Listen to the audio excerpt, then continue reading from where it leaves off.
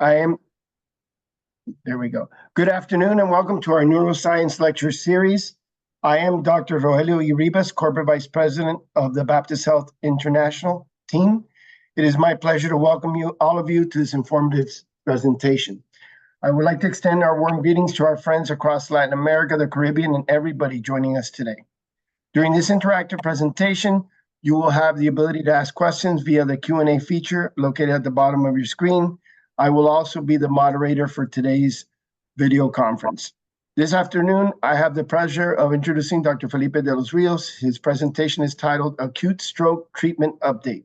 Dr. De Los Rios is a cerebrovascular neurologist, the Irma Bass Endowed Chair in Stroke Neurology, and the Director of Stroke Care at Baptist Health Miami Neuroscience Institute. Dr. De Los Rios received his medical training at Universidad Peruana Cayetano Heredia in Lima, Peru. He completed an internship in internal medicine, followed by a residency in adult neurology, both at University of Cincinnati and University Hospital in Cincinnati, Ohio, where he also pursued a neurovascular fellowship. Prior to joining Miami Neuroscience Institute in 2016, Dr. De Los Rios served as the Director of Stroke and Cerebrovascular Diseases at SANNA Healthcare Network in Lima, Peru. Dr. De Los Rios has been Director of the Stroke Program at Baptist Health, at Baptist Hospital since 2016. Under his leadership, the program has undergone 3 Joint Commission recertifications as a comprehensive stroke center. It has also consistently received top American Heart Association's the Guidelines for National Stroke Programs Award. Dr. De Los Rios is involved in leading-edge research through the NIH StrokeNet and the regional partners. He has published more than 40 peer-reviewed articles and publications, including the Journal of Stroke and Cerebrovascular Diseases, Stroke, Neurosurgery, and the Journal of Neurology and Neurosurgery and Psychiatry. Dr. De Los Rios has served in academic appointments at the University of Cincinnati and Florida International University. He has also helped start stroke programs in Latin America and the Caribbean. He has published extensively in his field of specialty. He has participated in over a dozen research protocols and has been a speaker in numerous conferences in the United States and abroad. He is a member of several professional societies, including the American Heart Society and the American Academy of Neurology and the American Stroke Association. Please, let's give a warm welcome to Dr. Felipe De Los Rios. Doctor. Well, thank you very much for that kind introduction. And let me see if I can share my screen here. All right. Are you able to see my presenting slide? We're good. Awesome, awesome, great, very good. Well, it's a pleasure being here, and thank you for allowing me to speak a little bit about updates on acute stroke treatment. A lot is changing in acute stroke treatment year after year, and I'm like, it's great to be able to share these advances with everyone. So as far as disclosures, these are my 2 disclosures. They don't really have anything to do with what I'm going to be talking today. There is a non-FDA indication. I will be talking about the neck templates for acute ischemic stroke, which is not an FDA-approved indication for that intervention at this point in time. And really what I would like to make sure that we are able to go through this afternoon is understanding what the current treatments are and who are eligible for these treatments and what their impact are. So hopefully you'll be able to better orient your patients and develop your programs locally so that you can deliver this life-saving intervention. And as you know, a stroke is, well, it's very common. 1 in 6 people will have a stroke some point in their life. 1 in 4 women will have a stroke some point in their life, and it's a leading cause of disability. And most of the stroke, thankfully, are ischemic. So that's about 85, 87%, and the rest are hemorrhagic, intraparenchymal hemorrhage, 10 to 15%, and 3 to 5% subarachnoid hemorrhage. And when we talk about acute reperfusion therapies, that is opening a blocked artery inside your brain so that blood can flow and prevent a stroke, we really have two main options here. Thrombolytics, which were approved in 1995, an endovascular thrombectomy, which was approved in 2015, so not too long ago. And this here is a key concept slide. If we are able to understand this slide, then everything else makes better sense. But here we see a representation of the internal carotid artery. I'm going to see if I can use my laser pointer here. Yes. All right. So this is the internal carotid artery. And as it goes inside the head, it's going to then bifurcate into the middle cerebral artery and the anterior cerebral artery. If, for example, in this example, there is an occlusion of the middle cerebral artery on what we would call the M1 segment. And there is an area of the brain that is going to receive blood exclusively from branches, small branches of that middle cerebral artery.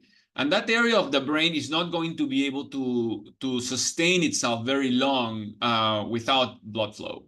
So we think that that's probably going to be in the range of maybe 30 minutes, hours, where that area is going to be irreversibly injured with a stroke. But there's other areas of the brain that receive blood flow from that artery, but can also receive blood flow, some degree of blood flow from surrounding arteries, which we call collateral blood flow. So those areas, because they receive some degree of blood flow, can sustain themselves longer.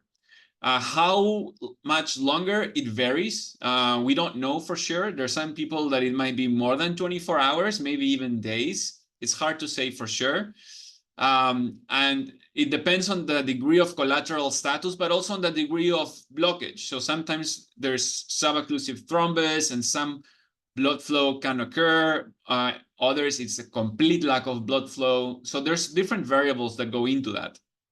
But what we try to do with these therapies is open the artery up so that this tissue of brain that was otherwise destined to die over time doesn't die, but then can survive and then function again. So that tissue that's at risk, we call the penumbra. And the tissue that is dead, we call the core.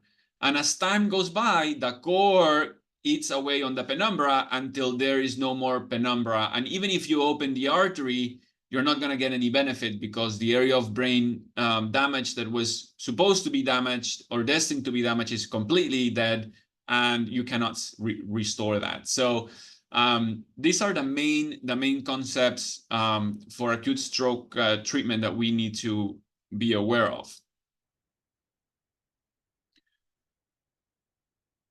All right.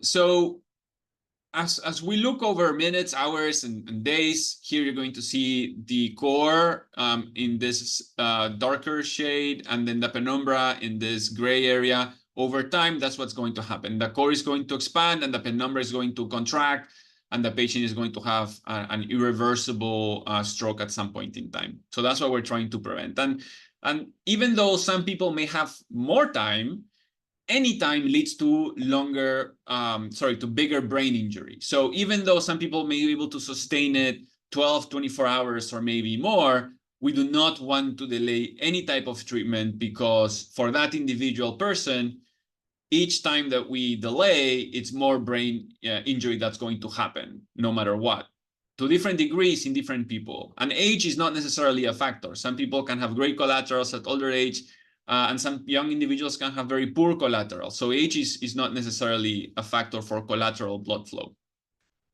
So let's talk a little bit about TPA.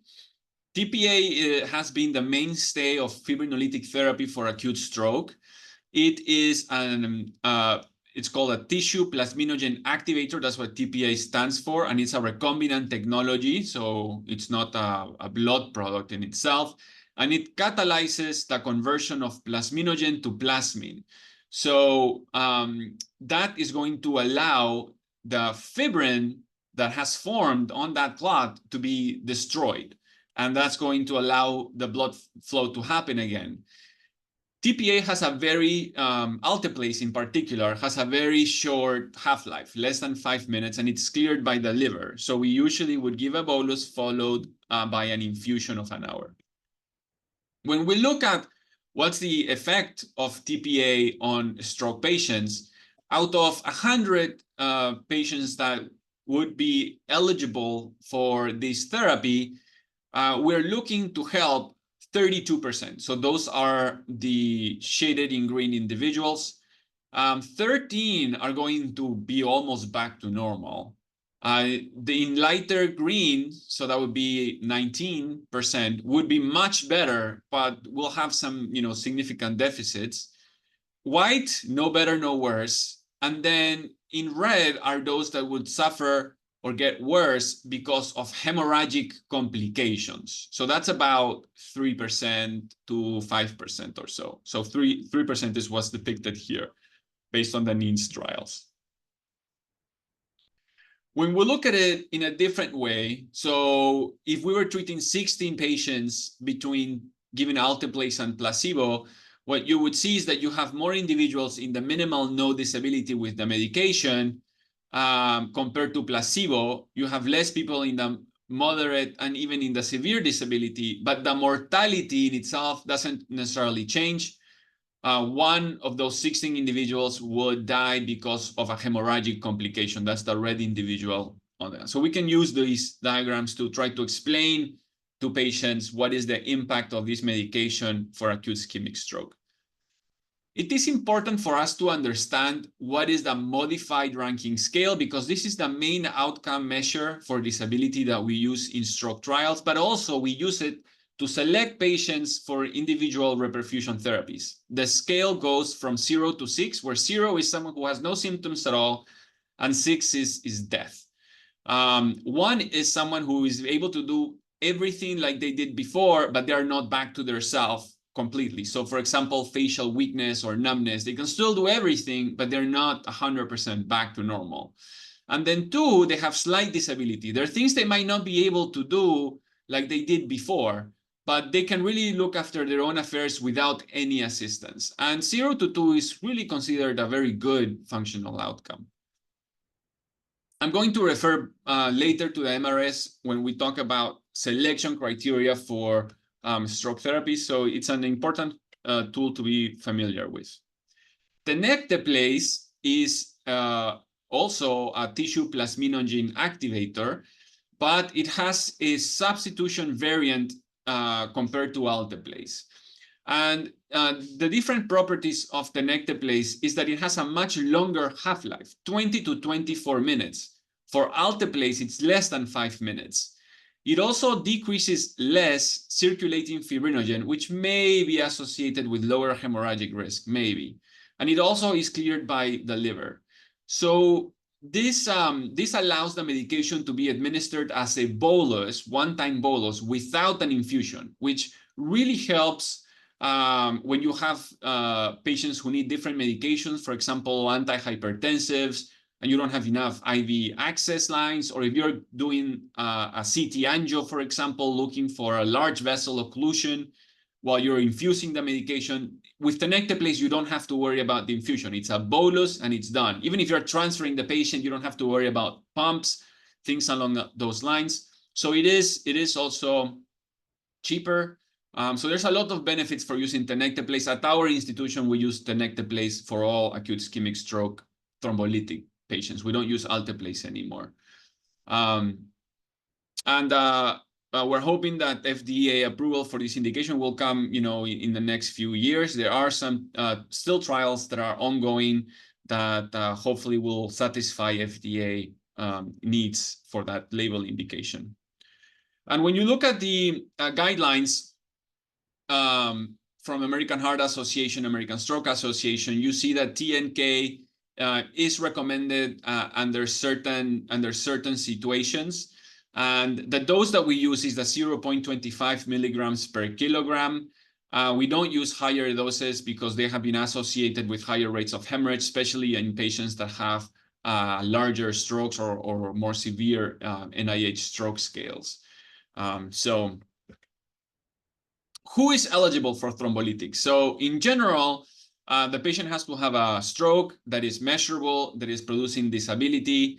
The patient should have had the symptoms present for less than 4.5 hours. And well, this is approved for adults. We're talking about adult stroke in particular. There are, however, many exclusion criteria, and this is a summary of what we use in our stroke alerts. But there's some absolute exclusions, there's some relative exclusions, and so forth. So not every patient that has an acute ischemic stroke within 4.5 hours would qualify. There are several exclusions that do still apply. Of course, if there's any hemorrhage, or if the patient is anticoagulated, and so forth, those are things that we need to take into account. And as far as required testing, this is the list of the tests that we order. You need a non-contrasted head CT scan, glucose, oxygen. You're going to need a CBC, platelet counts, creatinine, electrolytes, coagulation panel, EKG, and so forth. But really, if the patient doesn't have a prior history of any disorder that increases the risk of bleeding, such as a hematological malignancy, liver disease, or things along those lines, and you know that the patient doesn't take any anticoagulant, so you have their past medical history and you have their medications, you really only need a serum glucose and a head CT scan. We do not wait for the results of everything else, because that just generates delays which affect patients' outcome. And the probability of an unsuspected abnormality in those tests has been found to be very, very, very low. So the routine is not to wait for all of those results if you know their past medical history and their medications. And like we mentioned earlier, this is the estimated benefit of thrombolytics over time. Here in the bottom is minutes, so 60 minutes to 360 minutes. This is the odds ratio of a good outcome. Once it reaches 1, it's not particularly beneficial, and you can see how that curve declines over time. So we want to be able to treat really fast, but there are certain situations where we might be able to give thrombolytics outside of the 4.5 hours by selecting those group of patients that have that penumbra that's lasting longer because they have good collaterals. And that's the base of the Extend trial. And this trial used perfusion imaging to select patients up to 9 hours from when their stroke started. Or if you don't know, because they woke up with symptoms, 9 hours from the midpoint of sleep. And this study was terminated early because there was a loss of equipoise from the investigators. But there was a benefit from alteplase compared to placebo. And for a modified ranking scale of 0 to 1, which is a really high bar, right? So the patient is basically going back to normal. 35 with alteplase versus 29 with placebo, and that was statistically significant. So that was that primary objective was made. And symptomatic hemorrhage was 6% with alteplase versus 1% with placebo, which is within the bounds of the risk that we know from alteplase. So there is that hemorrhage risk. But remember, hemorrhage is taken in the functional outcome is taken into the modified ranking scale. So even with that 6% risk of hemorrhage, patients do much better with alteplase versus placebo. So we do select patients with this criteria if they have a good functional baseline.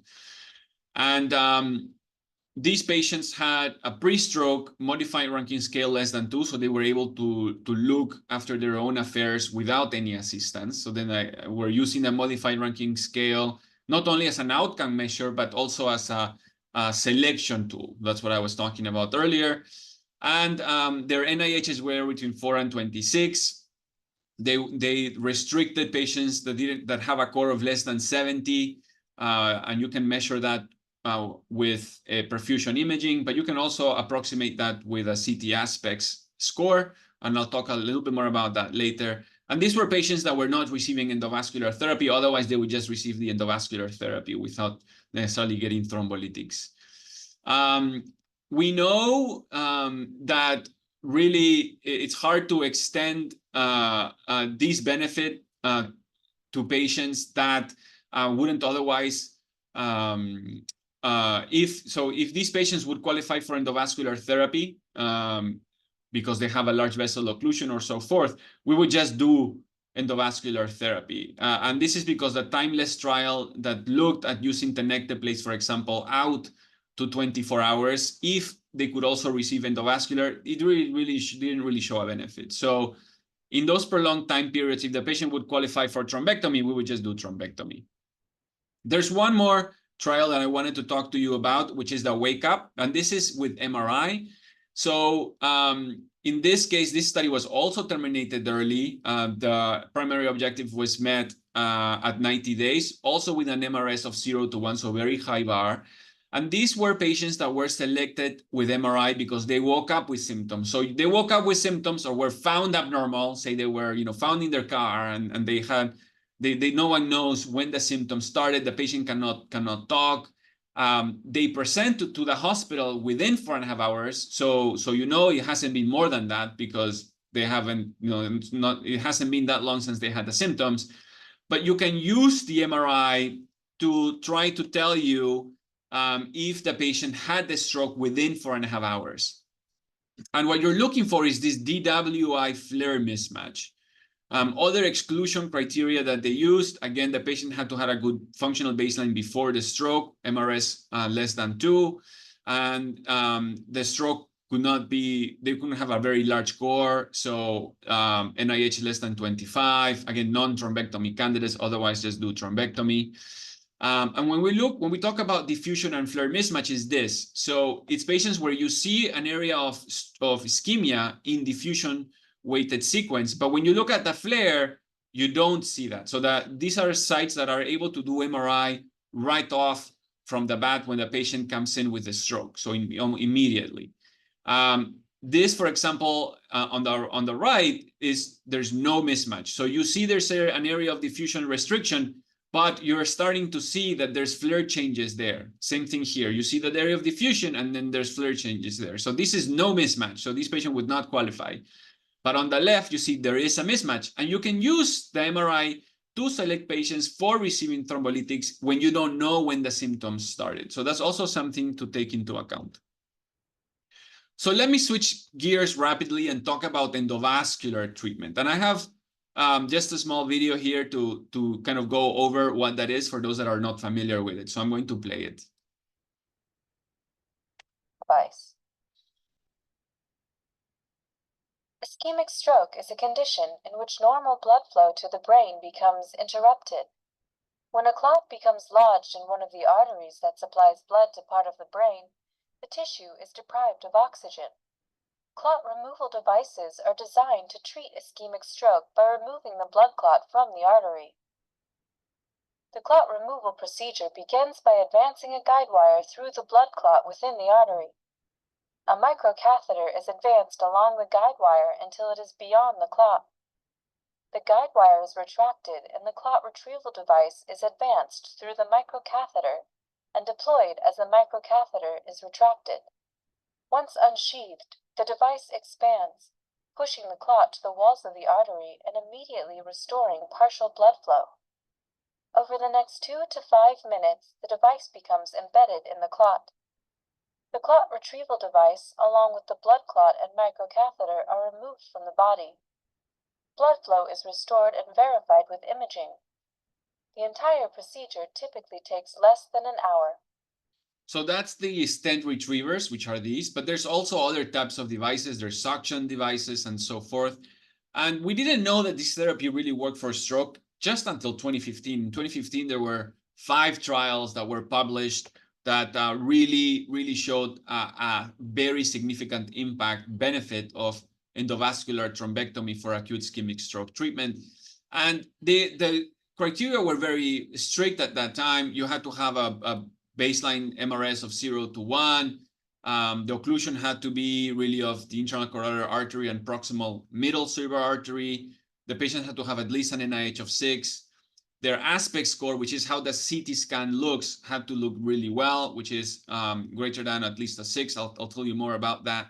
And it said, well, maybe you could consider more distal occlusions, M2s, M3s, or maybe you could also consider patients that have more disability, MRS greater to 1, and so forth, because this really was a new therapy. It was a new beginning. We didn't really know a lot about it. We still have a lot of questions as to eligibility, but those are patients that absolutely would need to get it within 6 hours, which is how those trials were done at that time in 2015. So this is the aspect score. You divide the area of the middle cerebral artery into 10 areas. And not everyone gets a 10, which is a 10 out of 10 is the best score. Everything looks normal. And then you subtract areas where you see that there is a stroke that is developing. So if you see hypodensity, edema, that sort of thing. And you can see here what the areas are, M1, M2, M3, M4, M5, M6, insula, caudate, lenticular nucleus, and internal capsule. So you score the all of the CT scan, not just one cut. And generally, if the aspects is 8 to 10, so you really only see areas of injury in two or less areas, that will be considered a small core. More 6 to 7 moderate core, and then 0 to 5 would be in general considered large core. So the CT scan can be scored that way. When we talk about the segments of the MCA, this is the internal carotid artery. This is the M1 segment until the bifurcation. Then it's the M2 segment going into these fissures, then M3 coming out, and then M4 over the convexity. So this is when we talk about an M1 occlusion is a blockage anywhere between here and here. M2, a blockage between here, and so forth. Most of the study used M1s. These are lenticular, lateral lenticular striate arteries. So what was the benefit? So for patients that were also able to receive thrombolytics, TPA provided add-on benefit that was significant. So versus TPA alone, if you were able to do thrombectomy, you were able to help an additional, 34%. 20% will almost go back to normal that would not have, otherwise had any benefit. And 14% were significantly better. Hemorrhagic complications, additional 1% or so, death related to bleeding.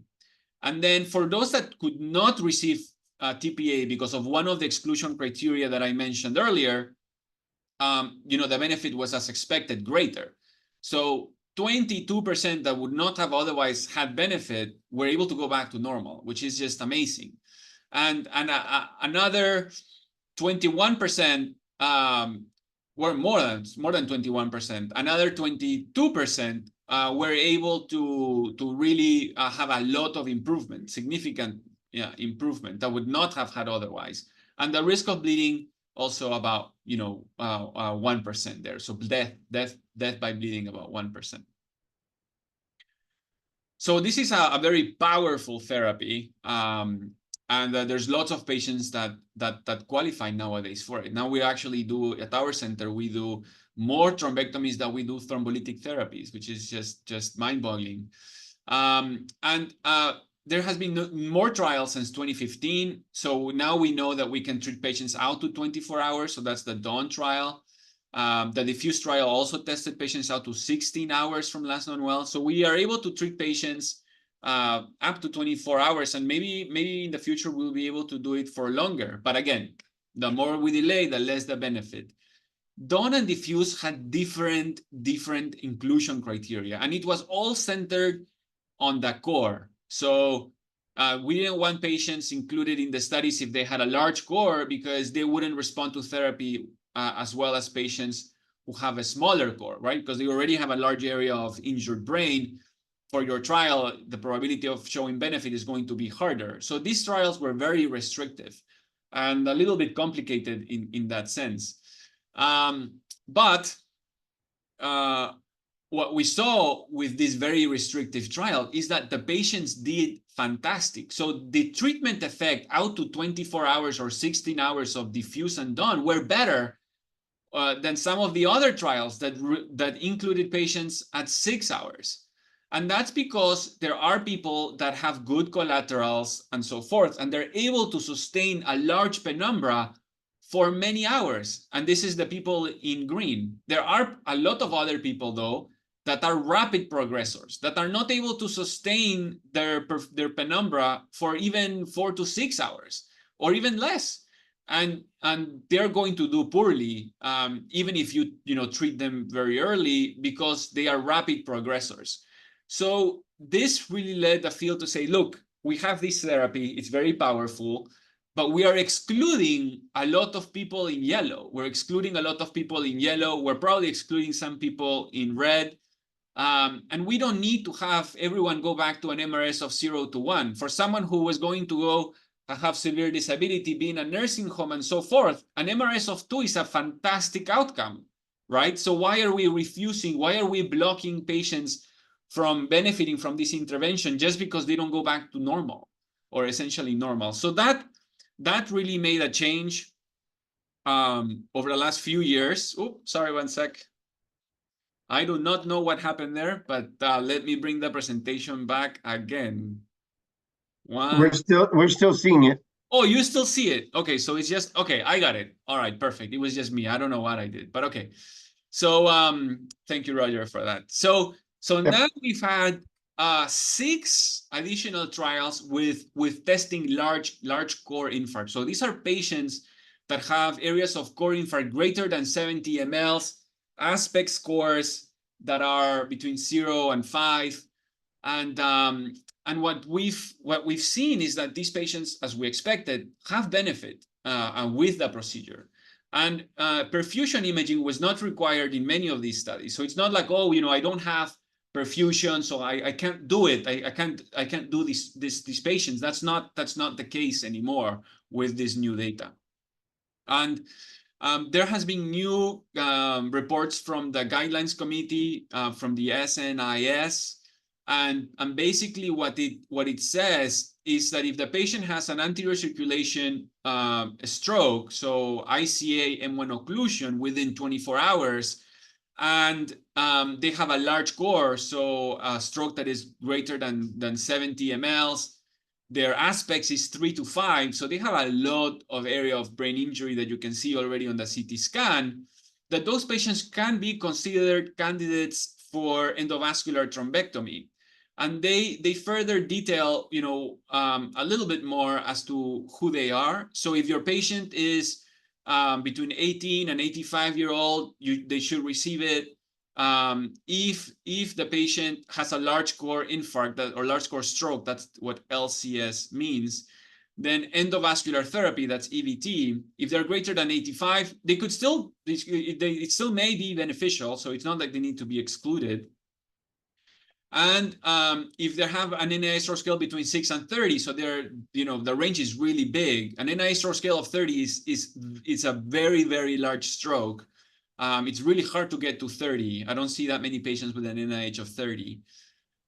They could benefit from this. And if they have a stroke that is greater than 30, they may also benefit from this, right? So it's not that it's not excluded, but we have greater data for patients between 6 and 30. And generally, if they have a large core, so if their infarct is greater than 70 mLs, aspects,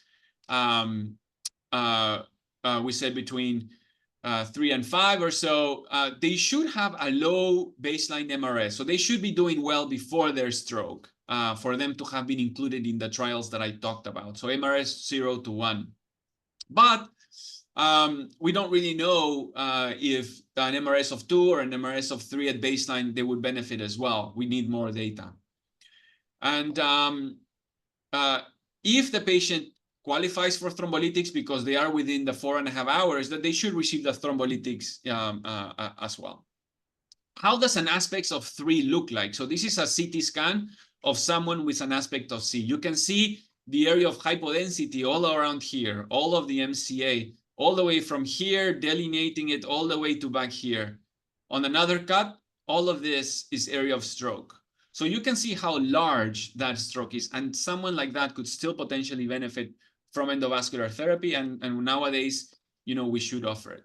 How about posterior circulation? We've been talking about anterior circulation. So we've had now 4 trials in this regard: BEST, BASICS, and Tension, and BAOSH. And the practice update is that these patients should be treated within 24 hours, but between 12 and 12 hours, they should have a better functional baseline, meaning a score of 0 to 1. Otherwise, you can include patients from 0 to 2. Most of us in practice really include patients with an MRS of 0 to 3. But the guidelines will, like what you see now, is 0 to 2.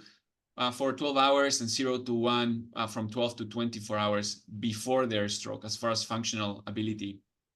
And there is such a thing as a posterior circulation aspect score as well. And what they're saying is that ideally it should be pre-stroke, their PC aspects of at least a 6 to 7 if their functional status is 0 to 1. But if their PC aspect score is greater than 8, so it looks really good, then you can include patients with an MRS of 0 to 2, essentially. So how does that posterior circulation aspects looks like? You have, it also adds up to 10. You have an area here where it's the occipital lobe. You have here the thalamus. You have here the midbrain, the pons, and the cerebellum. So there's the midbrain and the pons, each are worth 2 points. So that's 2, 4, 5, 6, because there's 2 cerebellar areas. 7, 8 because there's 2 thalamic areas, and then 8, 9, and 10 because you have 2 occipital lobe areas. So it adds up to 10. And you can calculate that with your brain CT. And that's really, what I wanted to make sure that I talked to you about as far as eligibility for thrombolytics and thrombectomy.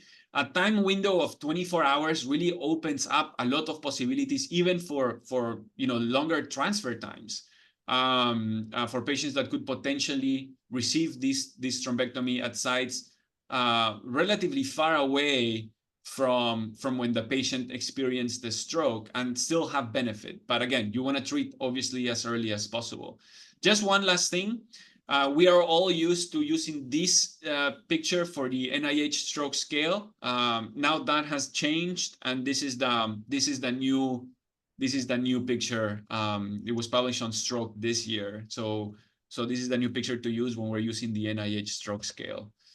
And with that, I will finish and then take questions. Roger, I also wanted to showcase for our stroke program for US News Best Reports was within the top 50 of the country this year. So we're very happy to be able to brag about that as well as an additional accolade. But anyway, I don't know if there's any questions from the group that we can help answer. Well, and also gold rated too. I saw that you all did fantastic in the rating, and so thank you for that amazing update. It's amazing watching this, right? Since you and I started working on this, and how much it's grown and progressed, right? Absolutely. So, the ability to help others, right? How much do you see? I mean, you work with us on our air transfers all the time. Critical timing, right? And how we're working these cases. But can you give us the utmost, most important thing you would like to hopefully happen, that we can possibly give the patients a chance, evaluate for TPA? What would you say would be the number one thing in our transfers? Well, I think every center should have a plan to be able to offer thrombolytics or thrombectomy to the patients that they receive. It is such a common disorder. This is not rare. We have all seen or have heard or have family members who have experienced a stroke. It's not rare. And we're going to see it. And we have powerful therapies now. And we should have a plan. Every center should have a plan to try to give either of these therapies or both of these therapies to everyone who could potentially have it. So if you don't have thrombolytics in your facility because you don't have a CT scan or you just don't have it in stock, then you should have a plan to transfer those patients. Identify them early, identify who is a candidate, and have a plan to be able to transfer them out. You do not need to have an ICU. So if you're a center that doesn't have an ICU but can have thrombolytics and CT scanner, basic blood work, then you should give the thrombolytic and then transfer that patient out to receive the care elsewhere. So we do that all the time with our primary stroke centers that work with us at our comprehensive stroke center. And if you don't have endovascular therapy, that's okay. You should have plans in place to identify these patients and then be sure to transport them and have transfer agreements so that patients that have a large vessel occlusion stroke can be evaluated and receive therapy, which is life-changing. I mean, it's amazing how many patients we see that come in hemiparetic, unable to walk, unable to care for themselves. Otherwise their life is done. Not only their life, but their family members probably too, because now you have to care for this individual. You might not be able to do or work like you worked before. It changes their life and it changes the family's life. And we have seen so many cases where they just walk out of the hospital a few days later. It is just amazing. And we have patients that travel long distances. So we have patients that are flown in, that come in by helicopter, and we're able to provide this therapy for them. But you really have to have a good transfer plan, in place before. If you're going to try to sort it out when the patient is there, it's gonna fail. You're never gonna be able to do that. All of this has to be arranged and planned very well in advance, so that you're just activating a well-oiled workflow. You can't try to figure it out, once the patient is there. And we live it every day, right? We live it every day with our hospitals in the Keys that have to go towards you. And how can you expand a little bit of how technology, even right before COVID and then after COVID, how technology has helped you save lives when it comes to this?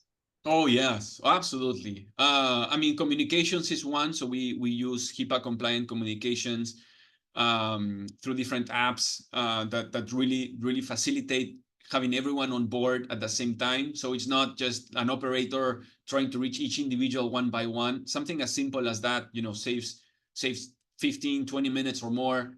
And then we use AI powered technology for perfusion. So we have the results of the penumbra and the core really within minutes. It also helps flag large vessel occlusion and hemorrhage as well. So it helps the radiologist and the team know rapidly if there's an area of concern that we can focus more on. But you don't need all those bells and whistles. You don't need. What you need really is a CT scan, basic blood work, and a medication to get started. And then yes, you can add a CTA or MRA, perfusion imaging potentially. But like I said, nowadays with this new trial with large core, perfusion imaging is not really that important. You can just use your plain brain CT and work with that. And does it matter how many slices the CT is? I mean, if all you got is a 16 or all you got is a 32 or 64 slice, can that get it done, or does it? I mean, you can. If that's what you have, that you can use. You can use that for your baseline CT scan to make decisions. Obviously, the better your scanner is, the easier it's going to be for everyone, and you might be able to better include and exclude patients based on it. But no, you can definitely work for a thrombolytic decision, with basic CT scanability. Is it more into the slices, or is it more into the technology that helps you with the scan? Right. It's also the different type of programs that you are running within that same machine, right? Yeah, I mean, for a baseline CT scan, you're really wanting to make sure there's no hemorrhage.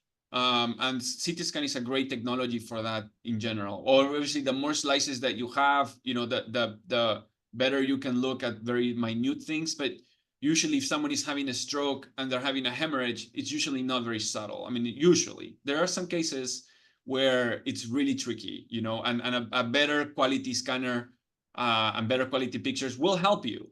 But we're talking about the minority of the patients. For the majority of the patients, that would allow you to give them thrombolytics when they wouldn't have received it otherwise. That's a huge gain for the overwhelming majority. You have again you have various people from Hospital San Fernando that have logged in here today. Oh, that's fantastic. You were able to help them, right? We helped with a little bit with Joint Commission and stroke, and can you talk a little bit about, I know that's one of your passions, and talk a little bit about that, please.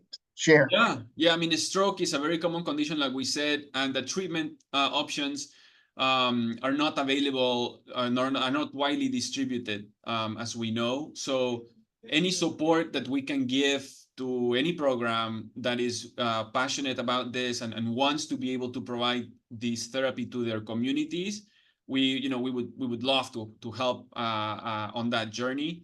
And Clínica Hospital San Fernando was one of those passionate programs that really had all the building blocks, and they just needed a little bit of help to coordinate things and get the program going. So it was a wonderful, wonderful experience. I learned so much working with Clínica Hospital San Fernando, and their story has been fantastic. They've been able to help many patients in their community with thrombolytics and thrombectomy as well.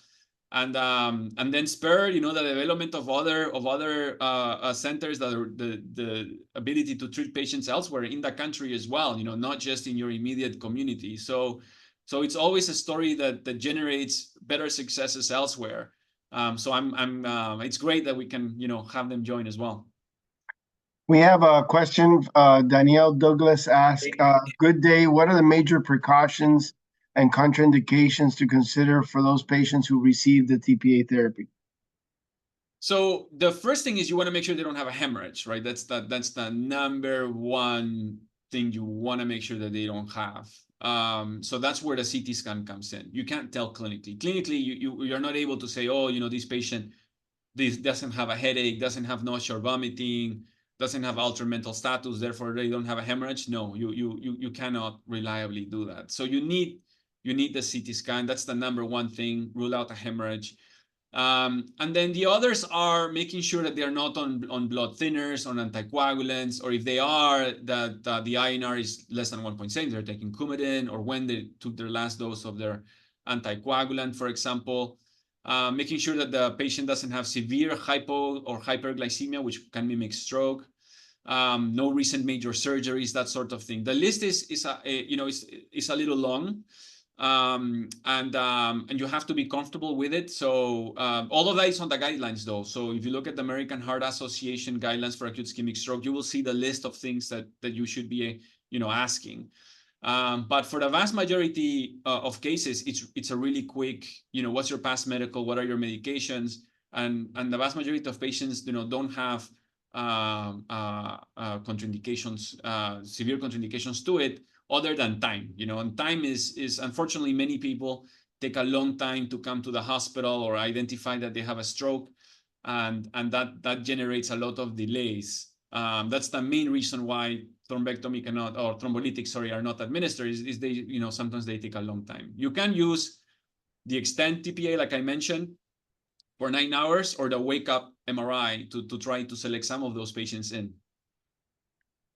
So they're asking, Dr. Kyber Codrington asks, what is the cost breakdown for thrombolytics, 1 dose USD, I guess, to see how expensive it is. Also for thrombotic procedure, I guess that would be over here in our side. That depends on each case, right? And each case is different, and so we can help you with that. I must investigate for ERs in Barbados because transfers might not be possible. So in this setting, really, can it be done in an emergency room to stop, or is this ICU setting, or what is the setting? Depending, you've been to our different countries, right? Some places there's only a clinic available. Maybe someplace in Barbados, this doctor is a physiotherapist, and I wanted to find out what's the fastest way to start this, specifically for rehab also after stroke. Yeah, so we, for example, do give thrombolytics in our freestanding emergency rooms, and they don't have any hospitalization capability, and they have a CT scan, basic blood work, and the medication, right? So they're able to do it on the freestanding EDs. We see the patients via telemedicine and help the ED physician make that determination, but the ED physician could make that determination on their own as well.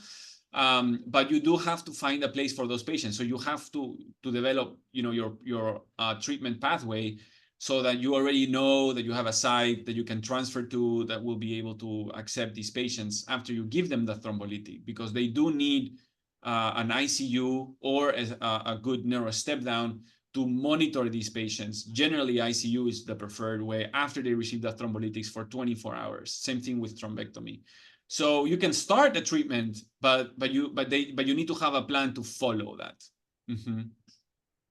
Enrique Sanchez asks, is there any benefit to use aspirin or clopidogrel very early? Yeah, so there is.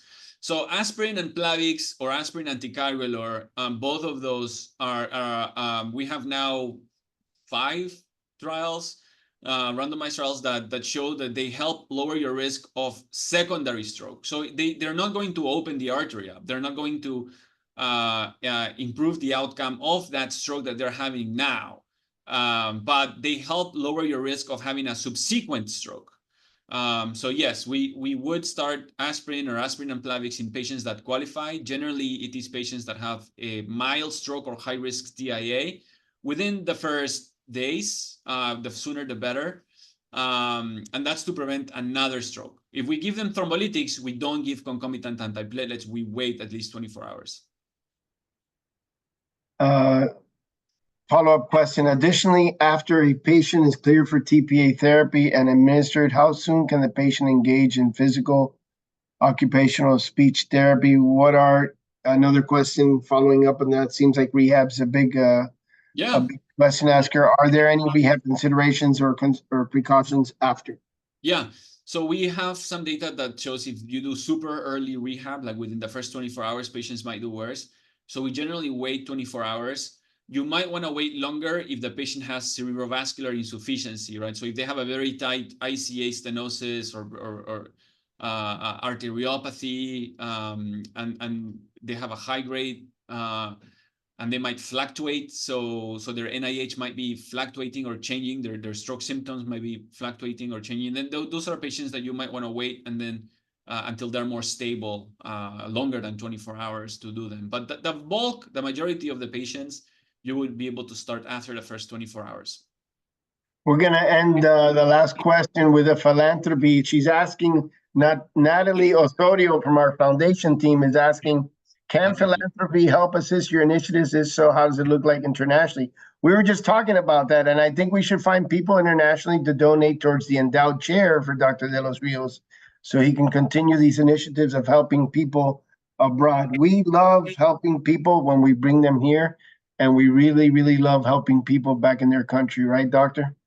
Absolutely, absolutely. And again, going back to Clínica Hospital San Fernando, we can help ourselves, patients that come to us, obviously. It's very hard for many patients to travel and get care here for many reasons, especially in stroke where time is so sensitive. Many times you can't travel. And travel will generate, delayed treatments rather than having them at home. So yes, we can help patients. We're happy to help patients in individual cases. But it's even better if we're able to help develop local resources like we did with Clínica Hospital San Fernando, and then the care can be delivered locally. That's again a great success of sharing knowledge and know-how, so care can be delivered there, and more patients can benefit. Last question is, you're a comprehensive stroke center. Can you tell everybody here how many different layers you have to qualify? Because not everybody can have all those layers, right? There's different types of qualifications, so maybe walk them through that quickly.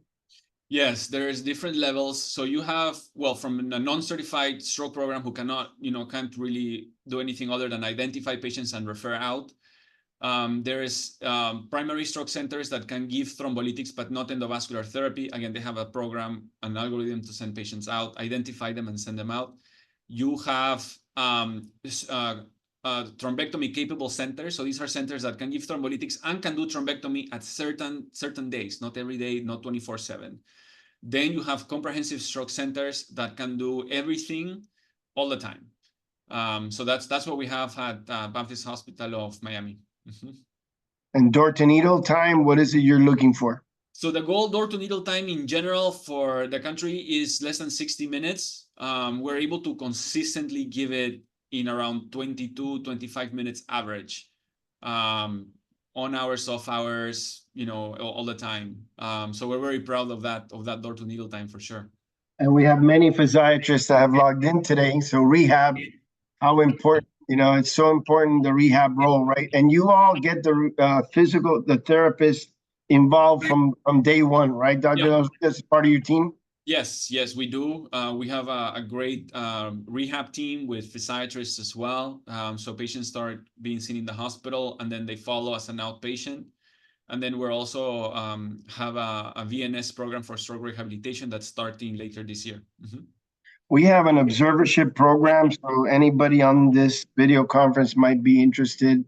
You can reach out to us, and we'll try to see if an observership is possible to be able to continue to learn on this. And with that, I want to thank Dr. De Los Rios on behalf of Baptist Health International for his informative presentation and all of today's participants for your attendance.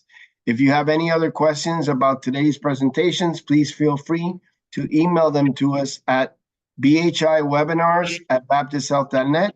That is, again, BHIWebinars@baptisthealth.net. If you have any questions for Dr. De Los Rios, we will get them to him and we'll get them answered. He is very good about that. We look forward to seeing you at our next neuroscience lecture series scheduled for Wednesday, July 24th, 2024. Thank you again. Have a great afternoon. Thank you, Dr. De Los Rios. Welcome. My pleasure.